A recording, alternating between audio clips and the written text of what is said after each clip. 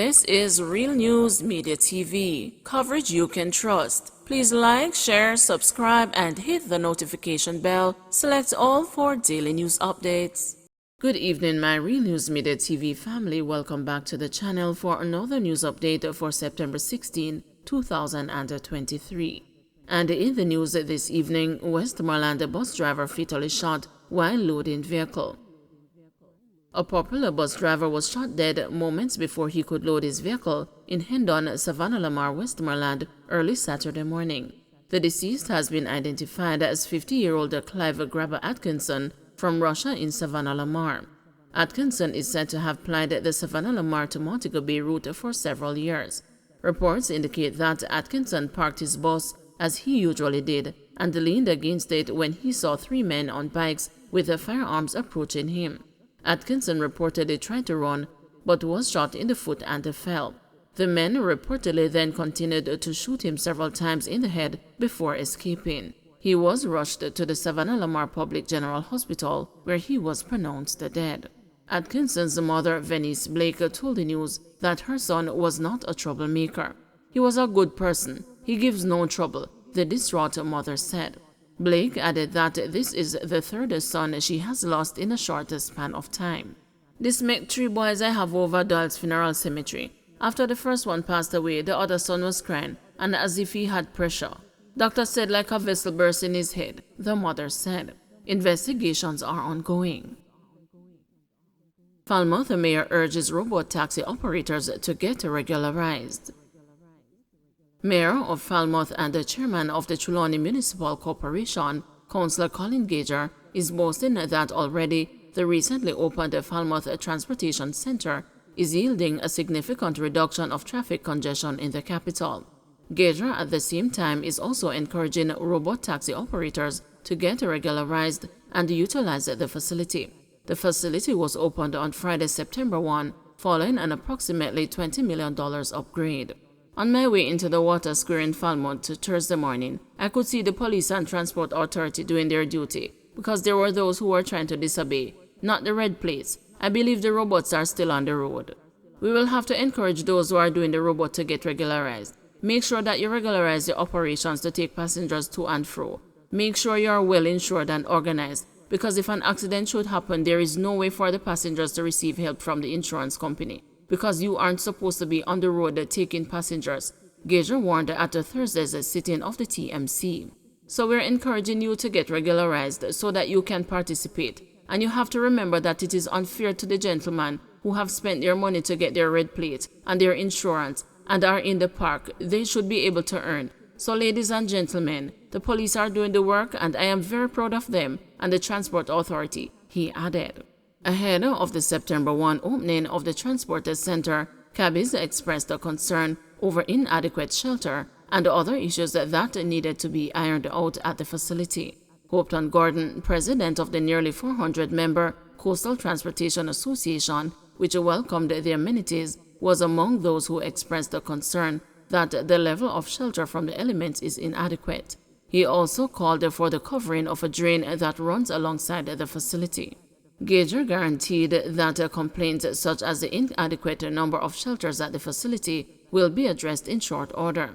Further, Gager revealed that the construction of a larger shelter for the facility is currently being designed as he appealed to members of the traveling public for their patience. I would also like to say that we have 2 sheltered areas that are covered down by the transportation center. But I would like to say that it is not enough. We want to do another one that is being designed right now. After that is done, the local authority will be finding the money and we will be making sure that we will have that big shelter so that everyone can shelter. So therefore, I ask you to bear with us, he implored. Gager added, I would also like to say that I will not tell you that everything is spick and span down by the transportation center. We have areas that are just chip and spray, so you will have a lot of loose gravel and dust. We will be working on that very soon as we can make a little money, because we did a lot of sacrifice to get here. Biden names Jamaica among 5 Caribbean drug transit or producing nations.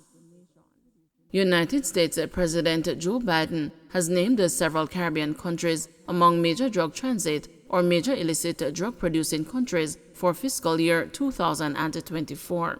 In a White House memorandum, Biden on Friday listed the Bahamas, Belize, the Dominican Republic, Haiti, and Jamaica among countries worldwide as major transit or major illicit drug-producing countries. Other countries identified are Afghanistan, Bolivia, Burma, the People's Republic of China, Colombia, Costa Rica, Ecuador, El Salvador, Guatemala, Honduras, India, Laos, Mexico, Nicaragua, Pakistan, Panama, Peru, and Venezuela. A country's presence on the foregoing list is not necessarily a reflection of its government's counter-drug efforts or level of cooperation with the United States, Biden said. Consistent with the statutory definition of a major drug transit or major illicit drug-producing country, set forth in sections 481E2 and 481E5 of the Foreign Assistance Act of 1961, as amended Public Law 87 to 195 FAA, the reason countries are placed on the list is the combination of geographic, commercial, and economic factors that allow drugs to be transited or produced, even if a government has engaged in robust and diligent narcotics control and law enforcement measures, he added.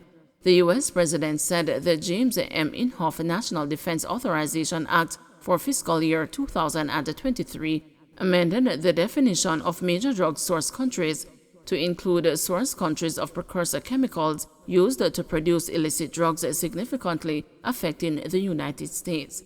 He said for countries with larger chemical and pharmaceutical industries, preventing precursor chemicals from being diverted to the production of illicit drugs is a particularly difficult challenge, including for the United States and other countries with stricter regulatory regimes to prevent diversion.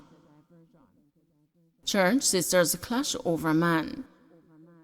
There was high drama in the Kingston and St. Andrew Parish Court on Thursday after a woman admitted to using a brick to hit her church sister on the head.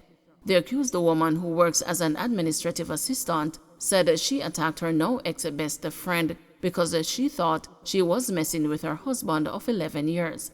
She was charged with assault, but was lucky to walk out of the court with only a warning after the complainant told the judge she no longer had an interest in the matter. "I am sorry for what I did. I was wrong. I did what I did because I was angry, and I am still angry," the woman told the senior parish judge Lorraine Cole Montague. She continued, "I felt betrayed. We were very close. We went out together. We lived in the same house, as in she and her husband would live with me and my husband until she would draw close with mine, and her husband divorced her and all of that. What I did out of anger. I am very sorry." The complainant told the court that she too had erred, but denied having a sexual relationship with the accused woman's husband. "We were not doing anything, we were just talking," the complainant said.